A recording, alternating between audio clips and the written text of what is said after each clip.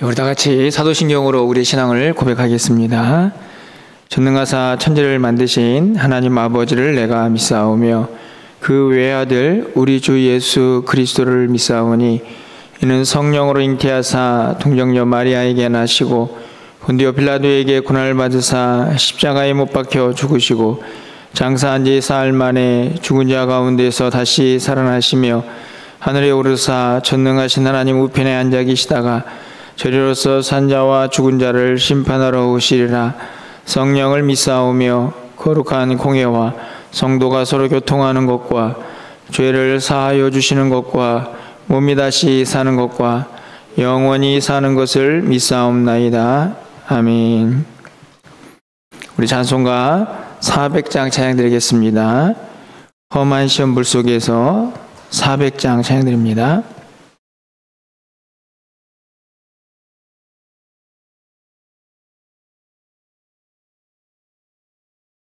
험한 시험물 속에서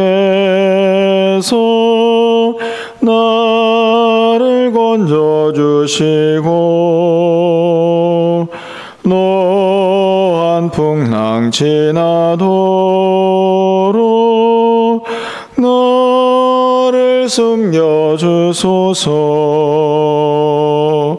주여 나를 돌보시사 고이 품어주시고 험한 풍파 지나도록 나를 숨겨주소서. 권세 능력 무한하사 모든 시험 이기고 풍랑까지 다스리는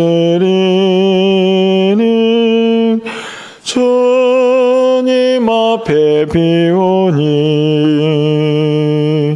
주여 나를 돌보시사 고이 품어주시고 험한 풍파 지나도록 나를 숨겨주소서. 죄악길에 빠진 이 몸 캄캄한 내 헤매며 부르짖는 나의 예원 들으소서. 내 주여 주여 나를 돌보시사 고이 품어주시고 험한 풍파 지나도록 나를 숨겨주소서. 아멘.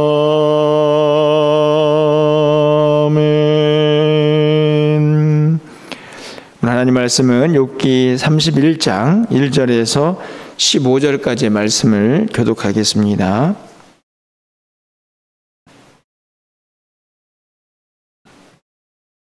구약성경 790쪽에 있습니다. 욥기 31장 1절에서 15절 말씀을 한 절씩 교독하고 마지막 절은 함께 읽겠습니다. 내가 내 눈과 약속하였나니 어찌 처녀에게 주목하랴.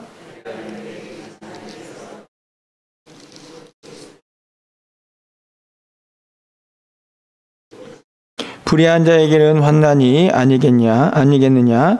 행악자에게는 불행이 아니겠느냐?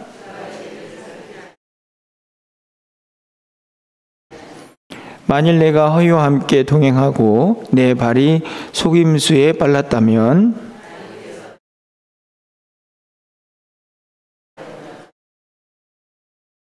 만일 내 걸음이 길에서 떠났거나 내 마음이 내 눈을 따랐거나 내 손에 더러운 것이 묻었다면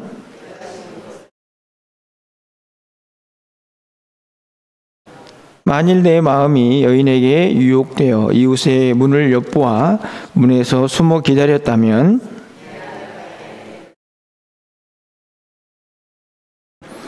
그것은 참으로 음란한 일이니 재판에 회부할 죄악이요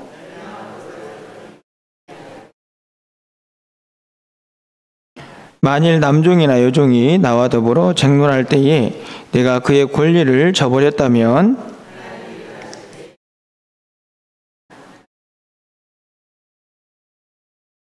15절입니다.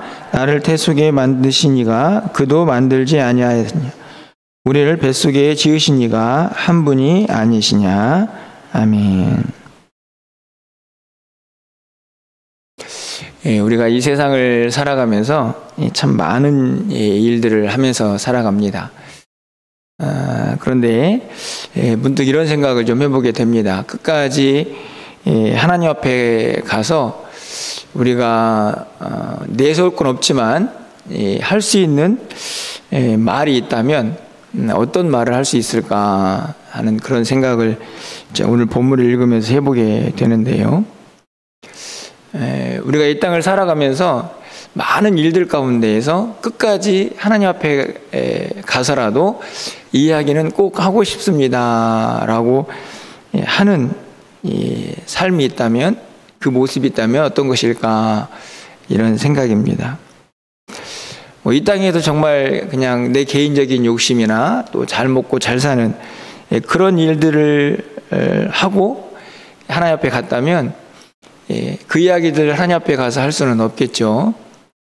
결국에는 하나님 앞에 가서 마지막까지 할 수 있는 우리의 이야기는 내가 어떻게 말씀대로 살았고 또 참 힘들고 어려웠지만 끝까지 믿음 지키기 위해서 얼마나 애를 썼는가 하는 그런 말이 아닌가 생각이 듭니다. 물론 그것도 나 자신을 내세우기 위한 것은 아닐 것이고, 그래도 연약하지만 최선을 다해서 말씀대로 살려고 했던 그런 몸부림, 그런 노력들은 하나님 앞에 끝까지 가져가는 것은 아닌가 하는 생각이 듭니다. 오늘 이제 31장 욥의 세 친구에 대한 어떤 마지막 변론 같은 그런 내용들이 기록이 되어 있습니다. 오늘 본문에 보면 만일 내가 이렇게 했다면 이렇게 문구가 계속 반복이 되죠. 이 말은 자신이 그래도 이렇게 지금 고난을 당하고 있지만 하나님 앞에서 최선을 다해서 내가 부끄럽지 않은 삶을 살고자 애를 썼다 하는 이야기를 욥이 하고 있는 것입니다. 그 내용들이 무엇일까 좀 살펴보면요, 1절에 있는 말씀을 보면 내가 내 눈과 약속하였나니 어찌 처녀에게 주목하랴 이렇게 되어 있습니다. 처녀에게 주목한다는 말은 어떤 음란한 행위를 의미하는 것처럼 보이지만 바로 2절에 있는 말씀을 보면 그리하면 위에 계신 하나님께서 내리시는 분깃이 무엇이며, 이 말씀을 보면 자기에게 주어진 어떤 분깃, 기업이죠. 그것을 넘어서서 욕심을 부리지 않은 어떤 탐욕스럽지 않았던 자신의 모습을 그렇게 비유적으로 이야기하고 있다 하는 생각이 듭니다. 그런가 하면 5절에 보면 만일 내가 허위와 함께 동행하고 내 발이 속임수에 빨랐다면, 이 말은 그렇지 않았다는 이야기죠. 지나온 시간들을 돌아보니까 내가 거짓과 함께 하지 않았고 그런 다른 사람들을 속이는 일에 민첩한 사람은 아니었다. 그래도 정직하려고 노력했다 하는 이야기를 하고 있습니다. 7절 말씀도 마찬가지입니다. 만일 또 이렇게 시작이 되죠. 내 걸음이 길에서 떠났거나 내 마음이 내 눈을 따랐거나 내 손에 더러운 것이 묻었다면, 이 말은 그렇게 살지는 않았다 하는 이야기입니다. 내 걸음이 길에서 떠났다. 어떤 길입니까? 믿음의 길, 하나님이 원하시는 그 길에서 떠나지 않으려고 애를 썼다. 내 마음이 내 눈을 따랐으며, 이 말은 이 정욕이죠. 육신의 정욕, 눈에 보이는 무엇인가를 얻고자 하는 그 탐욕스러운 마음들도 여기에 포함되어 있는 것 같습니다. 내 손이 더러운 것 묻히지 않았다. 이게 손으로, 눈으로 악을 행하지는 않았다. 9절 말씀을 보면요, 만일 내 마음이 여인에게 유혹되어 이웃의 문을 엿보아 문에서 숨어 기다렸다면, 이 말은 음란하지 않았다 하는 이야기입니다. 뿐만 아니라 13절 말씀을 보면, 만일 남종이나 여종이 나와 더불어 쟁론할 때에 내가 그의 권리를 저버렸다면, 왜 갑자기 종의 이야기를 하는 겁니까? 종이지만 내가 종들을 함부로 대하지도 않았다. 그들의 권리, 요즘 인권 이야기 많이 하는데, 그들을 최선을 다해서 보살폈다 하는 이야기를 하고 있는 것입니다. 몇 가지 이 말씀을 살펴보았죠. 욥이 지금 자기 지나온 시간들을 돌아봅니다. 고난 중에 있습니다. 친구들이 계속 너 죄인이니까 회개하라고 이야기합니다. 그런데 돌아보니 아무리 생각해도 자기가 그렇게 지금 당하는 고난을 일으킬 만한 그런 죄를 범한 기억이 없는 것이죠. 단순히 욥이 자기의 의로움을 내세우고 있다, 그런 의미는 아닙니다.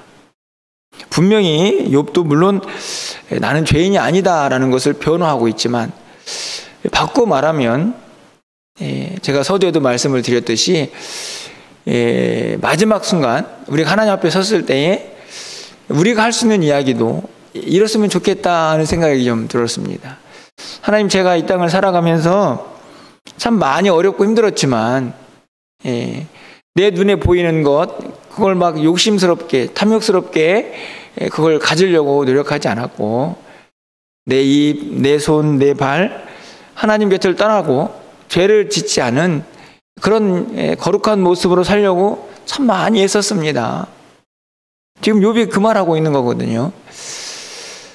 사실은 이제 이렇게 고난을 당하다가 죽을 수도 있지 않습니까? 앞에서 얘기를 했던 것처럼 생사가 하나님께 있으니까 하는 표현들을 계속 하고 있는데, 결국에는 마지막까지 자신을 변호하면서 내가 최선을 다해서 믿음 지키려고 애를 썼다 하는 이야기를 하고 있는 것이죠. 그러면서 욥이 계속 하고 있는 이야기, 만일 뭐뭐 했다면 이라고 나온 다음에 그 뒤에 나오는 이야기를 보면 그 안에는 또 하나님이 어떤 분이신가에 대한 고백도 담겨져 있는 것을 볼 수 있습니다. 그렇게 죄를 짓지 않으려고 몸부림쳤던 이유죠. 한번 다시 살펴보면요, 2절 말씀에 보면, 그리하면 위에 계신 하나님께서 내리시는 분깃이 무엇이겠으며 높은 곳에 전능자께서 주시는 기업이 무엇이겠느냐, 이렇게 기록되어 있는데, 이 말을 바꿔보면 결국은 분깃을 주고 우리에게 무엇인가를 허락하시고 우리가 가지고 있는 많은 것들, 그것을 주신 분이 누구신가 하는 것이 기록되어 있습니다. 누가 주셨느냐? 그 하나님이 다 주신 거다. 그런데 내가 어떻게 그 이상의 것을 탐내겠느냐 하는 이야기죠. 그러니까 자기 안에 있는 탐심을 제어할 수 있는 힘이 무엇 때문에 있었냐면 하나님을 믿는 믿음 때문에 있었던 것을 알 수 있습니다. 뿐만 아니죠. 욥이 왜 그 길을 믿음의 길에서 떠나지 않았습니까? 여러분 4절 말씀 보면, 그가 내 길을 살피지 아니하시느냐, 내 걸음을 다 세지 아니하시느냐. 이것은 이제 하나님께서 내 모든 지난 날을 다 알고 계신다 하는 의미이기도 하지만, 또 이 말을 바꿔 생각해 보면 욥이 하나님을 떠나지 않은 이유는, 내가 하나님 곁을 떠났을 때 그 발걸음을 누가 다 아시냐면 하나님이 아시는 것이죠. 하나님을 곁을 떠나서 죄를 짓고 하나님을 멀리한다면 그 걸음은 하나님이 다 살펴보신다. 오늘 우리의 모습도 마찬가지 아닙니까?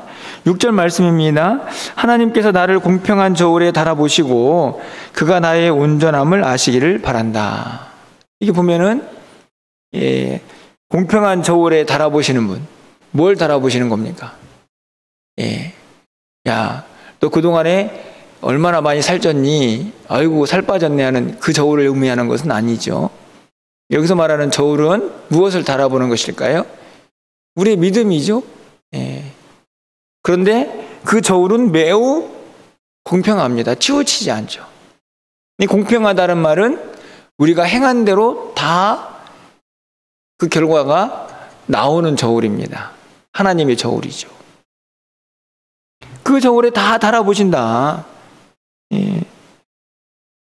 하나님 어떤 분이신가를 너무나 정확히 이야기하는 거 아닙니까? 예. 오늘 우리가 14절 말씀을 보면 하나님이 일어나실 때에 내가 어떻게 하겠느냐? 하나님이 심판하실 때에 하나님이 심판주. 욥이 경건하게 의롭게 살려고 몸을 입혔던 이유 바로 하나님 때문입니다. 결국 그분이 다 아시고 그분이 심판하실 것인데 내가 어떻게 그분 앞에서 죄를 지었겠느냐? 15절 말씀입니다. 나를 태 속에 만드신 이가 그도 만들지 아니하셨느냐? 우리를 뱃속에 지으신 이가 한 분이 아니시냐? 저는 이 15절은 정말 위대한 신앙의 고백이라는 생각이 듭니다. 예. 이것은 무엇을 얘기를 하자면 우리가 13절 말씀 올라가 보면 종 얘기를 하는 거거든요. 종. 예, 종들은 사실은 우리가 알다시피 정말 자기의 무슨 물건처럼 다루는 그런 사람들인데 욥은 이 당시에도 벌써 어떤 생각을 하냐면 저 종도 하나님의 형상이라는 것을 고백하고 있는 것입니다. 다시 여러분 15절 말씀 보면 나를 태 속에 만드신 이가 그도 만들지 아니하였느냐? 누가 만드신 거라는 거죠. 자신도 하나님이 만드셨고 종들도 하나님이 만드셨다는 겁니다. 여러분 대단한 신앙의 고백이 아닙니까? 그렇기 때문에 내가 그들을 절대로 함부로 하지 않았다. 뒤에 보면 이제 계속해서 연약한 자들을 함부로 하지 않고 그들을 도와줬던 이야기도 기록이 되어 있죠. 이미 살펴본 말씀입니다. 결국에는 오늘 본문에 있는 말씀들을 잘 정리해 보면 지금 이것이 욥이 친구들을 향해서 최후의 변론같이 하는 이야기지만 한편으로 생각해 보면요, 우리가 마지막까지 끌어안고 이 땅을 살다가 하나님 앞에 섰을 때에 우리가 할 수 있는 일은 이런 말씀, 오늘 욥의 같은 이야기가 아닌가 하는 생각이 드는 것입니다. 내가 이 땅에서 얼마나 잘 먹고 잘 살았는가를 하나님 앞에 가가지고 자랑할 수는 없겠죠. 그렇지 않습니까? 결국에 우리가 하나님 앞에서 그래도 뭔가를 내세울 수는 없지만 우리가 무슨 말을 할 수 있다고 하면 하나님, 제가 그래도 믿음의 길 지키면서 하나님이 원하시는 길을 가려고 노력했고 어떻게 하면 말씀에 순종해 볼까? 어떻게 하면 다른 사람들 무시하지 않고 다른 사람들 존중하면서 하나님의 사람답게 살려고 했는가? 항상 노력했습니다. 애를 썼습니다. 그것은 다른 이유가 있는 것이 아니라 제가 하나님을 믿는 사람이었기 때문입니다. 제 모든 삶을 여전히 하나님이 보고 계시기 때문입니다. 라고 고백할 수 있다면 정말 그 삶이 아름다운 모습이 아닌가 하는 생각을 갖게 되는 것이죠. 여러분, 저는 오늘 이 말씀을 통해서 단순히 욥이라는 인물이 친구들에게 하는 변론이지만 결국 이 땅을 다 마무리하고 하나님 앞에 갔을 때에 그래도 우리가 하나님 앞에서 이런 고백을 할 수 있으면 참 좋겠다 하는 생각이 좀 들었습니다. 다른 어떤 삶의 모습보다도 우리가 최선을 다해서 하나님을 섬기고 하나님이 원하시는 그 길을 가려고 무던히 애를 썼다는 사실을 아마 하나님도 다 알고 계실 텐데 오늘 말씀대로 하는 이 고백처럼 말이죠. 그것을 하나님께 아뢰면서 하나님, 제가 그래도 참 연약하지만 하나님 보시기에 사람들 보기에 부끄럽지 않게 살려고 참 많이 애를 썼습니다. 제가 하나님을 믿는 사람이었기 때문입니다. 하나님이 저의 모든 것을 다 아시기 때문이었습니다. 라고 고백할 수 있는 우리의 삶이 될 수 있기를 간절히 소망해 봅니다. 여러분, 그런 시간들이 그냥 하루아침에 이루어지는 것은 아니죠. 제가 늘 말씀을 드리지만 우리의 수많은 시간들, 지난번에도 설교를 했지만 그 한 단편들이 모여서, 그런 하루하루가 모여서 우리가 하나님 앞에서 우리의 삶을 이야기할 수 있는 스토리가 만들어지는 것입니다. 오늘 한 날도 또 우리가 새로운 날을 시작합니다. 사실은 어제와 그렇게 다르지 않은 날일 수 있겠지만 분명히 오늘은 우리의 일생에서 한 번도 살아보지 않은 날이 확실합니다. 오늘 이제 새벽 예배를 마치고 장례식장에 갈 텐데 저는 그 장례식장을 가본 적이 없네요. 새로운 날입니다. 오늘 우리가 하는 일은 어떤 일일까요? 이 세상에서 잘 먹고 잘 사는 일일 수 있겠지만 내가 하나님 앞에서 또 믿음 지키면서 이 험한 세상 가운데에서 험한 풍파 지나도록 하나님 안에서 내가 인도하심을 받고 믿음으로 기도하면서 믿음의 길을 걸어가는 그런 한 날, 그런 한 날로 우리 인생의 하루를 쌓을 때에 그 날들이 모여서 우리의 하나님을 향한 전 생애가 만들어질 줄 믿습니다. 오늘 한 날도 우리의 삶 속에서 하나님 보시기에 부끄럽지 않은 한 날로 우리 인생에서 하루가 쌓여질 수 있도록 저와 여러분이 최선을 다해서 하루를 살아갈 수 있는 그런 한 날이 되기를 주님의 이름으로 간절히 축원합니다. 기도하겠습니다. 참 좋으신 하나님, 오늘 욥이 친구들을 향해서 자신의 지나온 시간들을 돌아보면서 그래도 하나님 믿으며 최선을 다하여 부끄럽지 않게 살아온 시간들을 고백하고 있습니다. 욥의 한 개인의 의로움이 아니라 어찌 보면 우리가 마지막까지 하나님 앞에 서서 우리가 해야 할 고백이 아닌가 생각해 봅니다. 하나님, 이 땅을 살아가는 동안 힘들고 어려웠지만 세상 풍파가 끊임없이 나를 몰아쳤지만 그래도 부끄럽지 아니하게 믿음 지키면서 하나님의 사람답게 그렇게 하루하루를 살다 주님 앞에 왔습니다 라고 고백할 수 있는 우리 모두가 되게 하여 주시옵소서.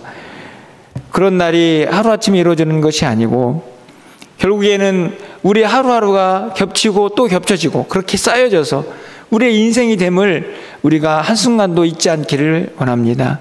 오늘 한 날도 그런 한 날이겠죠. 부끄럽지 않게 주님 안에서 오늘 한 날을 살아낼 수 있는 우리 모두가 되게 하여 주시고 내 눈에 보이는 것들 탐욕스럽게 그것을 간직하려고 몸부림치는 삶이 아니라 다른 사람들을 생각하고 또 주님의 말씀을 순종하면서 오늘 하루도 최선을 다하여 하나님의 뜻을 이루어갈 수 있는 믿음의 길이 되게 하여 주시옵소서. 슬픔을 당한 가족을 위로하여 주시고 또 그 가정을 방문하여서 위로하는 그 발걸음도 하나님께서 동행하여 주셔서 복된 발걸음 되게 하시고 평안한 은혜 넘치는 발걸음이 될 수 있도록 주께서 역사하여 주시옵소서.